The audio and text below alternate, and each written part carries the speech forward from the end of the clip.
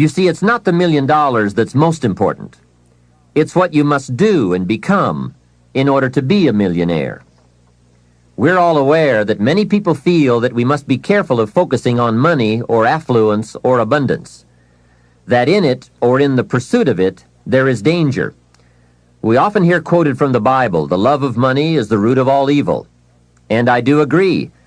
If you make money your love, and you pursue affluence to the exclusion of or at the expense of other values of life, you have lost, not won. However, let us consider this question. If you could do better, should you?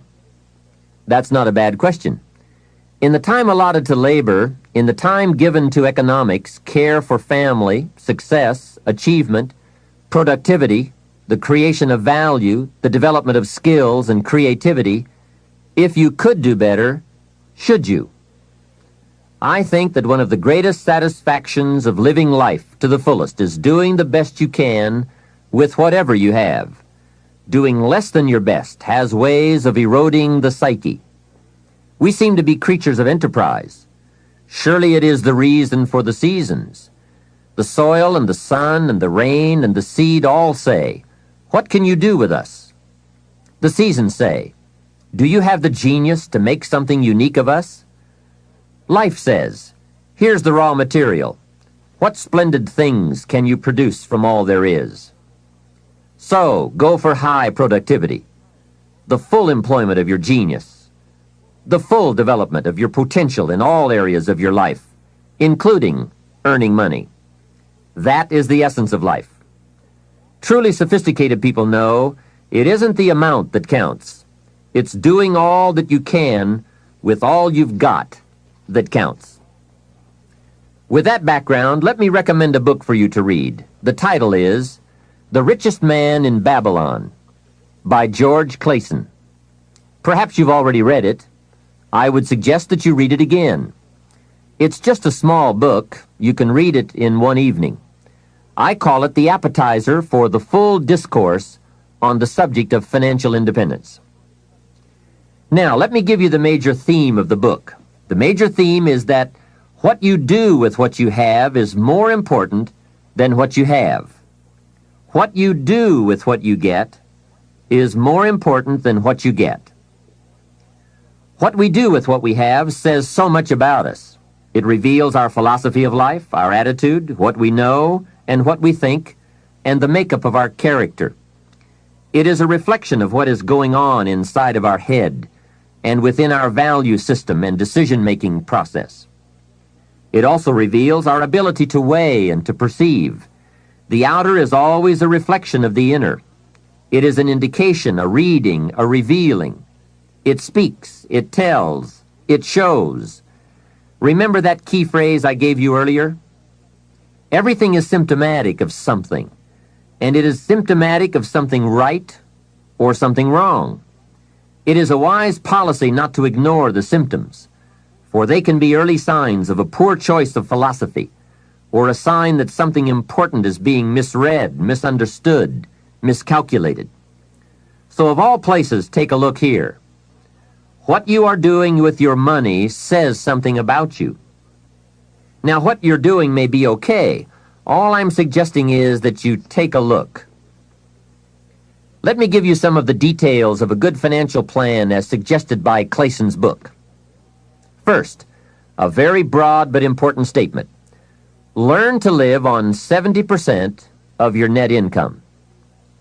Net meaning the money you have left after paying your taxes.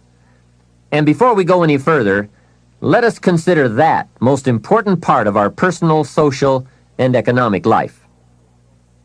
We must all in our lifetime, whether we are young or old, understand the necessity and the practice of paying taxes. We have to teach our children as soon as they have any money at all from any source that if they spend it for anything, they immediately become what we call a consumer.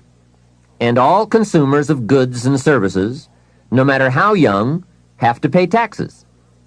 In California, where I live, if a child is only 10 years old and goes to the store to buy something that costs $1, the proprietor asks him for an extra 6 cents. The child may look at the price tag and say to the proprietor, "But it says $1. What's the 6 cents for?" And what a great time to teach the necessity for everybody to pay taxes, even at age 10. So a full explanation is due. If you're going to take 6 cents off a kid, you've got to tell him where it goes. After all, it is his 6 cents. He could well ask the proprietor, "Do you keep it?" The proprietor, of course, would explain that it's for taxes, that he doesn't get to keep it, that he merely collects it. The next obvious questions are, who gets it? And what is it used for? And with these very intelligent questions come some very important answers. To the child we explain, since we all have decided to live together, we call ourselves a society. And for that society to function, there are some things we cannot individually do for ourselves. We cannot each build a piece of the street. The machinery would be too expensive, and it would take too long to learn how to use it and then to do it. So we have a government, and government is people we have put to work doing those things for us as a community that we cannot do for ourselves. The streets, the sidewalks, the police, all of this must be paid for. So we have agreed to take some of the money when all of us buy something and give it to the government so that it can do things for us. This is such an important subject. Kids have to learn it. We all have to learn it. We then move up to federal taxes and all that those tax dollars are meant to do. Here's a pretty good way to explain federal taxes. I call paying taxes the care and feeding of the goose that lays the golden eggs. It is so very important to feed the goose, not abuse the goose, not tear off a wing of the goose, but to feed and care for it. You might say, "Well, yes, but the goose eats too much." Hey, that's probably true. But remember, just about every appetite eats too much. Don't we all eat too much? Let not one appetite accuse another. If you step on the scales and you're 10 pounds heavy, you've got to say, "Yes, me and the government are about 10 pounds heavy. Looks like we both eat too much." Remember, every appetite must be disciplined. Yours, mine, and the government's. We could all use a diet. Mr. Schoaf did give me a very great service when he taught me how to be a happy taxpayer. Now, I must admit it took a while, but I did finally become a happy taxpayer. Part of it was understanding what tax dollars were for, and that it is right for everyone to pay his fair share. I finally decided I didn't mind picking up my share of the tab for the radar. It's so necessary for our safety as a country to keep the international bullies away. Some people say, "Why bother with all that expensive equipment? After all, they won't come over here." Obviously, they haven't read their history books. Someone else says, "I'm not picking up any part of the radar." Well, then I would suggest you go where they don't have any radar. If you are going to enjoy the benefits, then you have to pay your share. Jesus, the master teacher, gave some very clear advice one day when he said, "Pay Caesar first." Caesar meaning the government and taxes. Hey, that's pretty clear. Pay Caesar first. And for some unique reason, he didn't see fit to criticize Caesar. He just said, pay. I don't think we need a prophet to explain that one to us. Now, don't pay more than you should. Take advantage of the advantages and the incentives. But then when you get to the bottom line, whatever that is, pay it. And pay with happiness, knowing that you are feeding the goose that lays the golden eggs. The golden eggs of freedom, safety, protection, justice, free enterprise. A society that works, provides a market and unprecedented opportunity. Freedom of speech, freedom of religion, education for our children. This is the most powerful nation on earth, and it provides us with the greatest chance to create a unique life. Some goose, some eggs. And remember, everyone should pay. Dignity demands that we all contribute no matter how small the amount. Everyone should pay. Even the federal tax bill, in my opinion. If only $1 a year, that's okay. Just so you can say with dignity, I pay my fair share. A classic example. An ancient Bible story says Jesus and his disciples were watching people come by and contribute to the treasury. Some came by and gave large amounts. Some gave average amounts. And some gave modest amounts. The story then continues. A little lady came along and put 2 pennies in the treasury. Jesus said to his disciples, "Look at that. The lady and the 2 pennies." They said, "2 pennies? You give us this example out of all who made a contribution? 2 pennies?" He said, "You don't understand. She gave more than anyone else." They said, 2 pennies? More than anyone else? Some have given fortunes. He said, "You don't understand. Her 2 pennies represented, I'm sure, more of what she had than the large amounts represented of what their givers had. So she gave the most." How remarkable. But let's continue the story. Sometimes what is not said or reported is also a valuable part of the story. Consider what Jesus did not do. He did not take the 2 pennies out of the treasury and run after the little lady and say, "Here, little lady, we have observed that you are so poor and so pitiful, we're going to give you back your 2 pennies. We just can't let you pay." What an incredible insult that would have been. She would surely have said, "Aren't my 2 pennies good enough? They represent a great portion of what I have. Will you take away my dignity?" No, that scene did not occur. And what a meaningful lesson. We learn from what did not happen as well. Let me give you the eloquence of silence, the eloquence of what was not reported but certainly must have been true. And it reads, Jesus left her 2 pennies in the treasury. What an important silent statement. It's of the highest philosophy. It best explains our earthly experience. Life is conditional. Value is on the other side of price. And of first importance is the act, not the amount. Everyone must pay, even if it is only 2 pennies. Now, after taxes, and I said all that to get to this, learn to live on 70%. The reason it's 70 is because you're going to be doing some very special things with the 30%. So what's left, 70%, is yours to spend. Now let's talk about the all-important subject of how you allocate the 30%. I remember one day saying to Mr. Schoaf, if I had more money, I would have a better plan.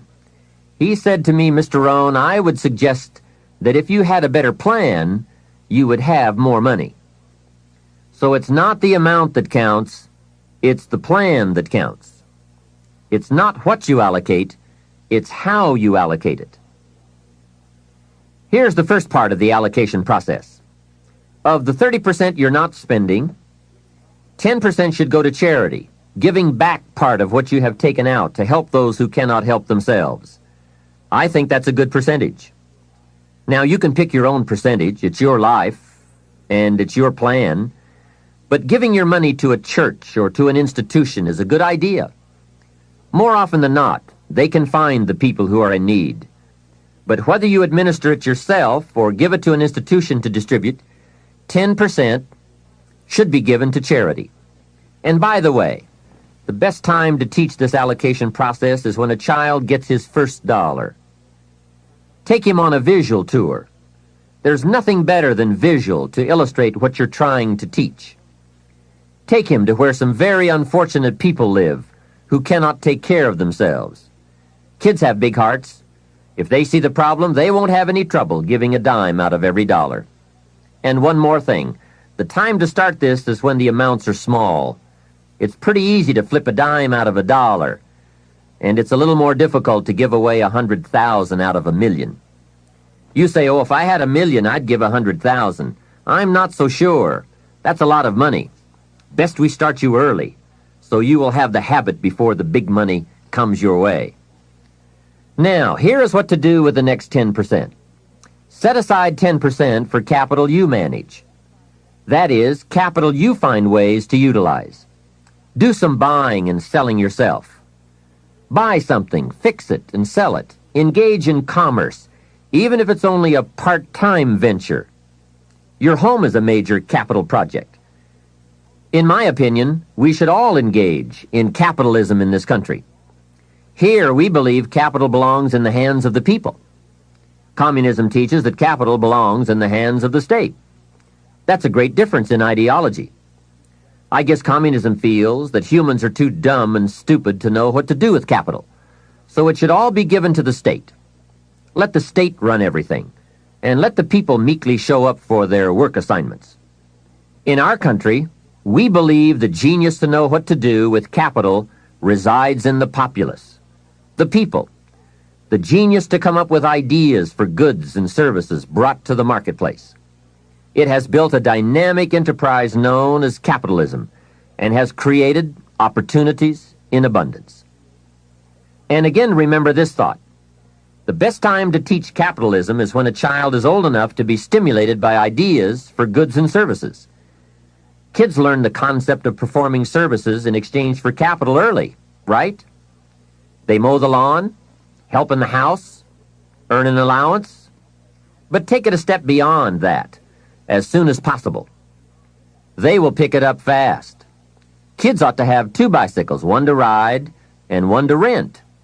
It doesn't take much to be in business. It doesn't take $1 million.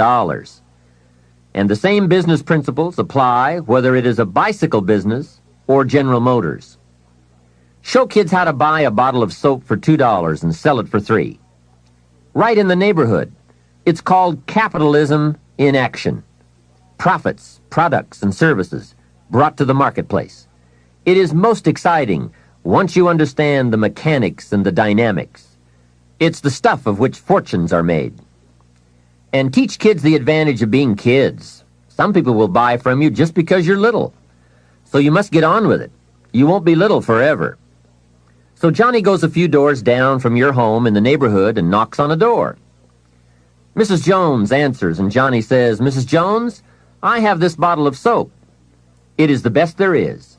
My mother uses it, and lots of people I know wouldn't use anything else. You should really have some. It only costs $3, and I'm your neighbor, so I can take care of you. And besides, I'm little." There, isn't that simple? Commerce in action. Capitalism at its foundation. You see, the only danger in capitalism is if capital gets in the hands of too few people. As long as it is in the hands of the many, it is a dynamic force for profitable and exciting enterprise. Back to our story. Mrs. Jones says, "Johnny, I appreciate your coming by, and I think your product is unique, but really, to be honest with you, I have plenty of soap." Johnny says, "Let me come in and check." Hey, kids know how to overcome objections. They have been mastering that skill all their lives. Johnny knows how to get in the door. Mrs. Jones says, "You've got me. I'll be a customer." Now, when he comes home, you must get ready to teach all the other principles of enterprise and successful living. The two should go together. First, Johnny says, "I've got $3 to spend," and you point out the obvious. If you spend all $3, you will be out of business. He says, "I can see that." Then you explain, you must set aside $2 to invest in another bottle of soap. You can't spend your capital. Capital must be carefully preserved. What would you think of a farmer who ate his seed corn? Dumb farmer, right? So capital must be defended. It is your only chance for another harvest. Now here's another thought for your notes. Make sure you turn part of your income into capital. I would suggest 10%. And use that 10% yourself to give your own skill a chance to do something remarkable in the marketplace. No telling what genius lies, unused, waiting for the spark of opportunity. It is part of the path of fortune. Use this thought. Why not work full-time on your job and part-time on your fortune? You can, you know. It's up to you. And you can't believe the feelings every day when you can honestly say, "I'm working to become wealthy. I'm not just working to pay my bills." It makes a different kind of day. You will find it hard to go to bed at night and exciting to get out of bed in the morning. Remember, it's the same day, the same opportunity, the same you, but it is a greatly different life working to become wealthy or working to get by. Now, here is the next principle to teach. Johnny says, okay, I'll set aside $2 so I can stay in business and continue to make $1 profit. But I get to spend the $1, right? Now comes a most important opportunity. You must explain that if he spends that whole dollar, he will wind up broke and unhappy.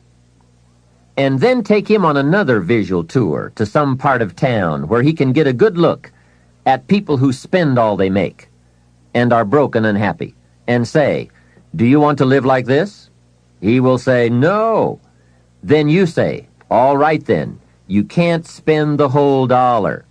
He says, well then, tell me what to do with it. And with that open door comes the obvious opportunity to teach all the principles of wealth and happiness and lifestyle. One of the major factors that affects your life, all your life, is what you do with your money. So here's what you do. First, pay your taxes, right? And for kids, that is easy. They pay when they spend, unless they make a lot of money. Then you must teach them to pay federal taxes. Remember the care and feeding of the goose that lays the golden eggs. Next comes the 10 cents for charity, which we have already covered. Johnny says, oh yes, here is a dime for those who cannot help themselves. Now I can spend the rest. Answer, no. You will wind up broke and unhappy. He says, okay, what now? And now comes another major life lesson. The next 10 cents out of every dollar of wages or profit is for the increase of capital you manage. Set aside 10 cents out of every dollar profit so that someday you can buy 2 bottles of soap instead of 1. I'm sure Johnny will catch on to that one right away. He says, of course. If you buy 2 bottles instead of 1, you save yourself a trip. How clever. And the next point you teach is that some companies will sell you 2 bottles cheaper than if you buy just 1 bottle at a time. They sell you 1 bottle for $2 and 2 bottles for $3.80. Johnny says, wow, then when I sell it, I can make even more money. How clever. It's true, everybody benefits from the increase of capital. The company gets to sell 2 bottles at one time. You save a trip and some costs, and you can keep some of the saving or pass along some of it to Mrs. Jones, your customer. Let's review so far. First, pay taxes. Next, 10 cents for charity, and 10 cents for capital you manage, and for the increase of that capital out of every dollar of wages or profits. Now, here's the third 10 cents from every dollar, and that is capital you provide. Take 10 cents out of every dollar and put it in a financial institution. And now we have come to a major benefit for all of us if you bring this 10% of your earnings to the marketplace. You see, some projects in our society need more capital than one person can provide. So we have a system whereby all of us can loan or invest our money in capital provided, so that large businesses can be built to provide more jobs and products and service and help create an even more dynamic society. So 10 cents out of every dollar should go into a savings account. I really prefer to call it an investment account because, and kids will love this, they pay you for the use of your money. You can get back the money you loaned and you will have more profit from what you are paid for the use of your money. And be sure that you teach this, that if kids start this program from whatever they earn on a job or in engaging in enterprise or both while they are in their teens, by the time they are 40, they will be wealthy enough to be able to do what they want to do the rest of their lives, instead of all their lives doing what they have to do. Now, from your teenage years, it could take a much shorter period of time to become financially independent, depending on what ideas and opportunities you take advantage of. Mrs. Fields developed a new chocolate chip cookie and became a millionaire before she was 30. Mrs. Fields chocolate chip cookies. What an example of capital in the hands of the people, not in the hands of the state. A 10-year-old takes $1, searches around the community and finds a broken, abandoned wagon, pays $1 for it, brings it home, cleans it up, sands off the rust, paints it till it's shiny and new, straightens out the wheel, and sells the like-new wagon for $11.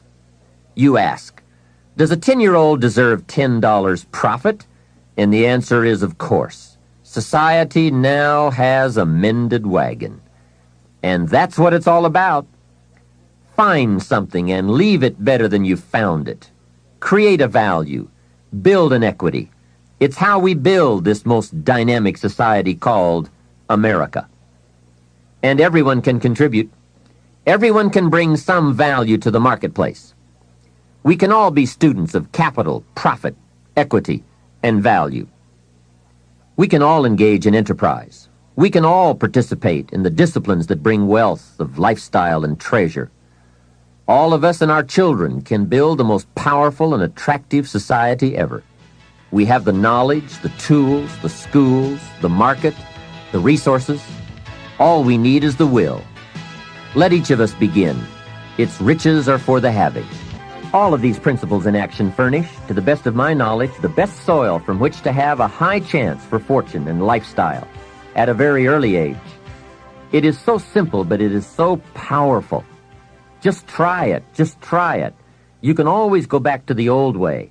But if you just try it, I predict you will be so excited about your new commitment and discipline for wealth that you will never turn back.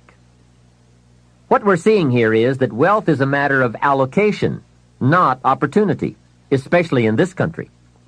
There are subtleties on both sides of any issue of health and sickness, the issues of success and failure. It is the subtleties that determine the direction and the destination. The major reason it is so subtle is because what you do in a single day or a single week or month doesn't seem to matter that much. But remember, as we said earlier, everything matters.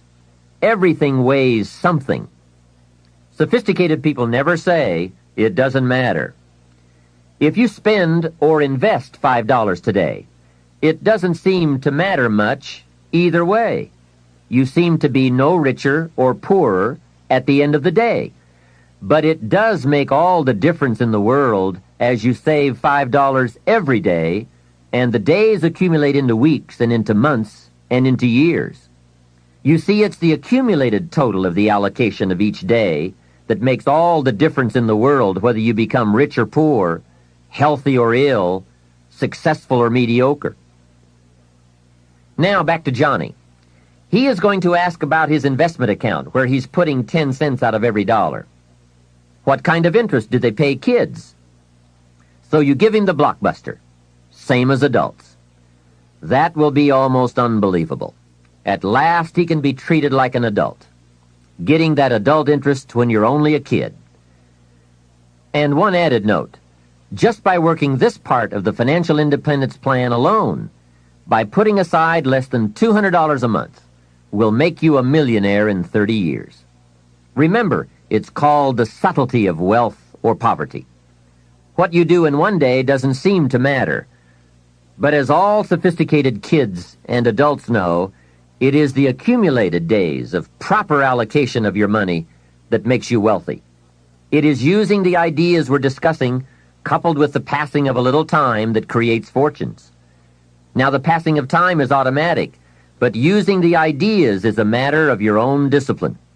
Whether you want to or not, or whether you care or not, bottom line, it's all up to you. Let me give you the definition of rich and poor. It is brief, but I'm sure you will get the message. Here it is. Poor people spend their money and save what's left. And you guessed it already. Rich people save their money and spend what's left. Remember, it's the same money, just a different philosophy. If 20 years ago, two people each earned $1,000 a month, and they each had an average increase in income over the last 20 years, one had the philosophy, spend your money, save what's left, and the other had the philosophy, save your money and spend what's left, Today, 20 years later, we call one poor and the other rich. The difference was in philosophy. But I can't stress too much the subtlety of it all. At the end of a day or a week or a month, it doesn't seem to matter. A rich plan or a poor plan to an unsophisticated person. But to make wise decisions, we must all weigh a larger measure of the result. We don't just weigh a week. We weigh 5 years of weeks, 10 years of weeks, and let the weight of that measure determine the change in our weekly activity and commitment. Wise decisions for wealth and lifestyle come from the wise measure of results.